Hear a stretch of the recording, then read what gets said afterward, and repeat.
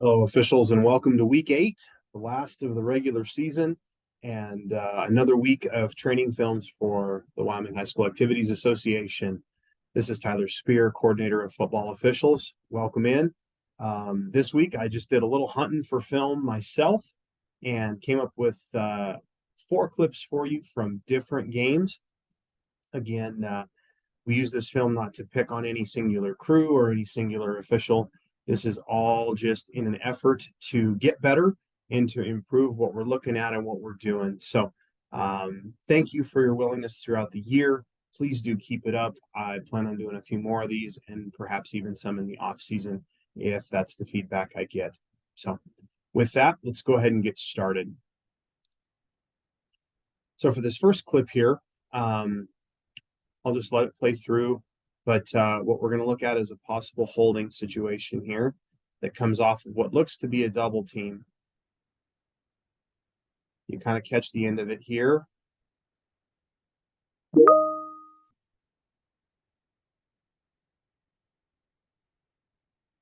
So as we begin, I want you to watch these 2 players right here, and then they're going to come up and actually double team this guy right here next to him. So I want you to watch that block as we move forward. So as we move forward, this is a good combo block to the next level. You can see the inside guy's got his hands up high, the outside guy's got his hands here, but it's still a double team, and the ball is approaching this area. We have what looks like maybe a block in the back potential coming from this blocker here onto this defender, number 37, but as you can see, it's a whiff job, so that's not anything. But if we look at this play again, you can see what looks to be some material restriction, perhaps. You know, if you look back at our films and we're watching in this backer, we got nothing. Ooh, we've got some indicators. Here comes the ball carrier. But if you look at it, the first member of the double team is between this kid and the ball carrier. So the first part of the block is still there. The second guy has released. But if you look at this, the reason why I draw your attention to this is this looks like, especially on the back end, and this official's clearly looking right through it to it. I mean, his eyes are right where they need to be. It's clear that there's some indicators here, but I am completely supportive of a pass on this play. If you come to it late, yeah, it looks like a lot. Perhaps it's a little problematic, especially when we watch it at real speed here. But at the end of the day, there is no holding on the play because there are all those indicators there. So again, this is going back to seeing the whole thing, if that makes sense. So make sure you see the whole thing, and we'll watch this one more time. So again, good job by this crew on trying to see that whole thing. This official comes up, he's stopping the clock. Doesn't need to come on the field right there, but that's such a minor thing. But just know that we can stop the clock. We don't have to step on the field, and away we go.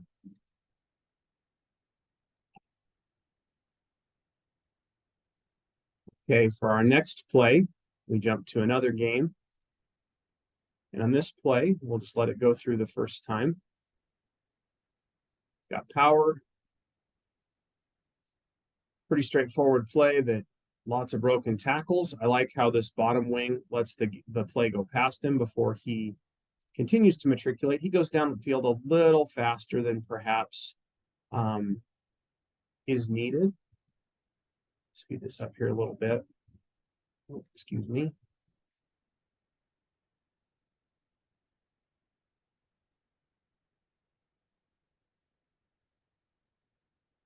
As this play goes downfield, he can slow down his shuffle scrape a little bit because here you can see he's equal with the action. You can be behind this a little bit. Let this go past you and trail this to the end zone. But what I want you to highlight, though, is our back judge here. Back judges, this is not where you need to be for a number of reasons. Realistically, you're in this play. You've got a lot of bodies coming straight towards you, and that's a problem. There's no reason for you to be this far out. The perfect place for you to set up shop here is the goal line.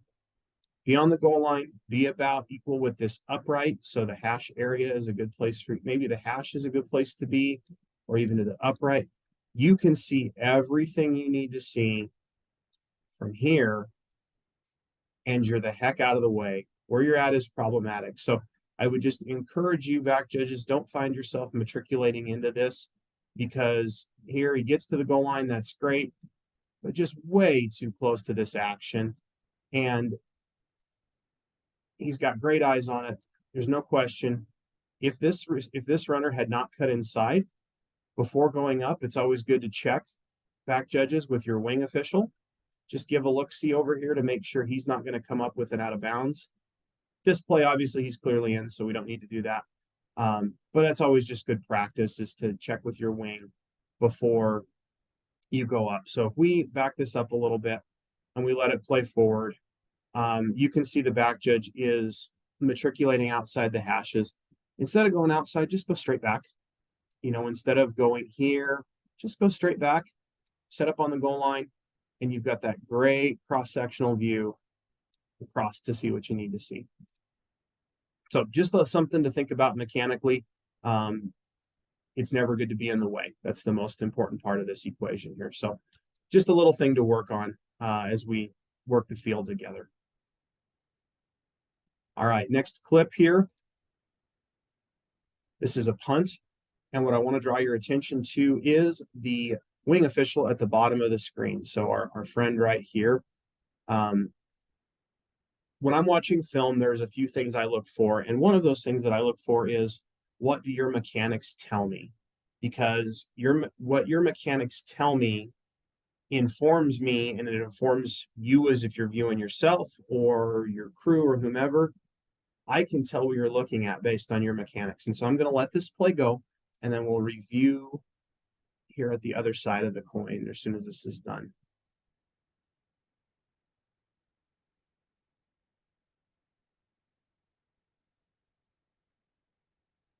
Looks like a pretty vanilla punt. Obviously, back judge, excuse me, I didn't mean to start that over. We'll talk about the back judge at the end here. But what I want you to watch while we let this play go, this wing official, I can tell right there by the bill of your hat what you're looking at, and it's not what you should be. You're peeking in the backfield. Don't need to do that. First thing is, this is a punt. Mechanically on a punt, the line judge, as soon as we have a clear snap, what should the line judge do? Take off downfield to support the back judge on the punt. The H is who's responsible for holding the line until the kick has crossed the expanded neutral zone. So just remember that once you have a clean snap, line judges, you can scoot downfield and do so with some expediency so that you can assist the back judge, okay? We'll let this play go and keep your eyes on that line judge. He starts to move downfield, and the bill of your cap tips me off again. You're looking up at the ball.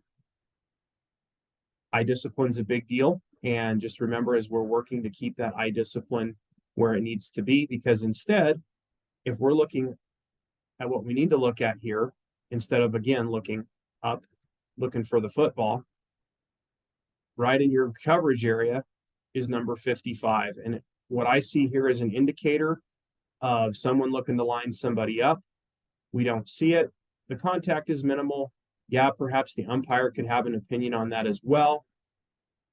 But ultimately, we need to make sure that we're not ball watching and that we see things like that, because those are safety fouls. And in reality, maybe the umpire can see this, but that's something that the wing official might be able to see. Then again, if this wing official was deeper, he doesn't see it at all because he's down covering the punt. So that's the first thing on this. The second thing is, back judges, you're about where you need to be with that punt receiver, but then the punt decides to go wonky. I don't know what happened here, but we've got to have a better opinion on the goal line than from the 12. It looks like it crosses, but honestly, it's pretty close.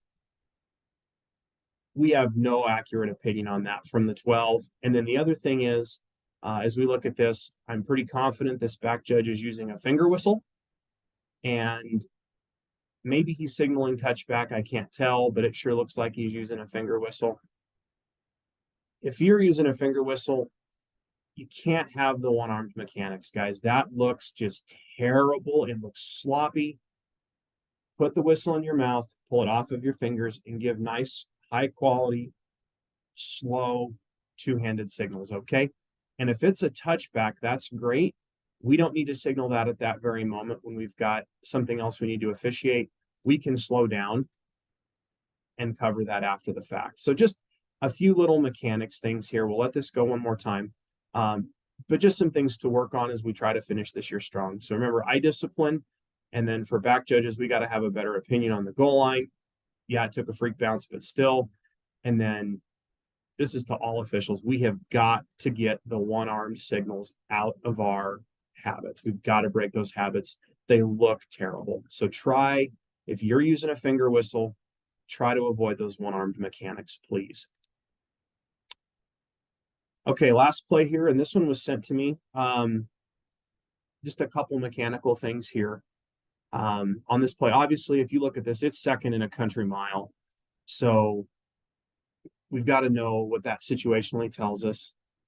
As we let this play go, we have a pitch, and what we don't have is a punch. So wing guys, I'm going to show it again. Wing guys, somebody has to have a punch on this. Ideally, even the referee could do this, but one of our wings needs to have a punch on this to let everyone else on the crew know that we have a backwards pass, okay?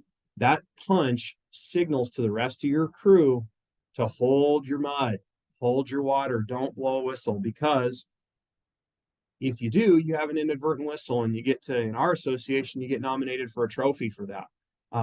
At the very least, you're probably buying a round at dinner. So make sure you use that as a tool to communicate. But I want you to also watch the end of this play because there's another piece of this.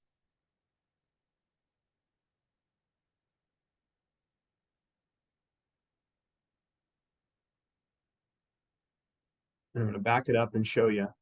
We should be watching our kid with a brick here. Yes, he's a defender coming in, but just watch his action. And if you look at our player who's attempting to pick up the ball, by definition, I would put him in a certain category, that category being defenseless. And look at where the crown of that defender's helmet goes. You don't see this one too often, folks, but that's a spear. T-Spear found a spear. So not only do we have a backwards pass, it's a live ball. At least it wasn't blown dead.